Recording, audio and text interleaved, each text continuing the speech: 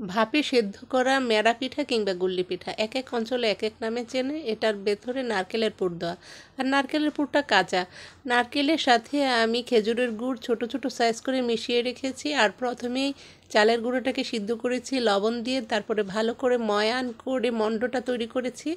তারপরে অল্প অল্প আটা হাতে নিয়ে ছোট সাইজ করে রুটি তৈরি করে মাঝখানটা গর্ত করে এর ভিতরে পুর দিতে হবে। আর অবশ্যই পিঠাটা একটু ভারী হতে হবে, না হয় গুড় বের হয়ে যাবে ভাপ দেওয়ার সময়। আর নারকেলের খোঁচায় কিংবা গুড়ের খোঁচায় যেন ছিদ্র না হয়ে যায়, ফেটে না যায়, সেটাও খেয়াল রাখতে হবে। আর ভালো করে মুখটা সিল করে আমি এরকম একটা কমলার পিসের মতো সাইজ করেছি সুন্দর দেখানোর জন্য। এভাবে গোল রাখলেও পারেন, লম্বা রাখলেও পারেন, এটা যার যার ইচ্ছা। এটা মিষ্টি বলে আমি এর ভিতরে গুড় নারকেল দিয়েছি। আর যদি শুধু মাংসের ঝোল কিংবা মাংস দিয়ে খেতে চায়, তাহলে এর সাথে শুধু সেদ্ধ করার পর নারকেলটা মেশালেই হয়। তারপরে ভাপে 20 থেকে 25 মিনিট কিংবা বেশি পিঠা হলে আরও একটু বেশি সময় লাগতে পারে, ভাপে সিদ্ধ করে নিলেই হয়ে যাবে। খেতে অসম্ভব মজা।